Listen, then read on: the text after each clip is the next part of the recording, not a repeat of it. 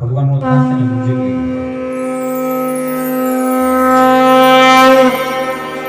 अथ रुद्रसूक्तम् श्रीगणेशाय नमः। श्रीवेदपुरुषाय नमः। श्रीगुरुभ्यो नमः।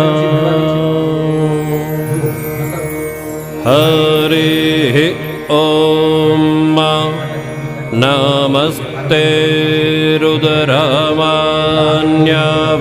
उतो द इघवे नमः। बाहुभ्यामुदते नमः। जाते रुद्रशिवादनुरघोरा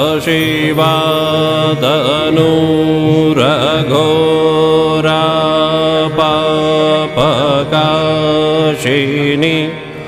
तया नस्तन्वाशन्तमया गिरीशन्ताभिचाकशीः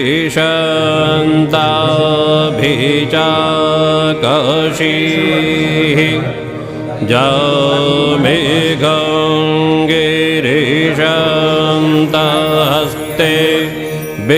કરવાની પહેલી જે શરૂઆત છે હારી કરવાની એ ગણપતિ મહારાજથી શરૂઆત કરવાની એના પત્ની પાછા ભૂલી જવાના નહીં વિધિ સિદ્ધિ ઉપર ફરજિયાત ચડાવવાનું કારણ કે માની લો ઘરે કંકોત્રી આવી હોય કે ભાઈ મૌલિકભાઈ અરવિંદભાઈ જોશી ને લગ્નમાં આવવાનું છે પણ હારવાર પાછળ કૌંસમાં એવું લખ્યું હોય ને કે તમે એકલા આવજો ઘરના નો લાવજો તો તમને શું લાગે તમને જવા મળે ખરું હે આપણે પરાણે ફોન કરીને કેવું પડે ભાઈ મારે કામ આવી ગયું છે હું આવી નહીં બાકી કામ ન આવ્યું ઘરેથી કામ આવી સમજાય એટલે ઘરનાનું અહીંયા ભગવાનના કેસમાં એવું છે એટલા માટે ઘણા રીતિથી ભૂલી નહીં જવાના એમ નહીં કે ચડાવજો દરેક ભગવાનની ઉપર 4 વખત જળ ચડાવવાનું છે શેની માટે તો કે ભગવાન આપણે ત્યાં ઘરે આવ્યા છે તો ઈ પરમાત્માના સૌથી પહેલા પગ ધોવાના ભગવાનને હાથની અંદર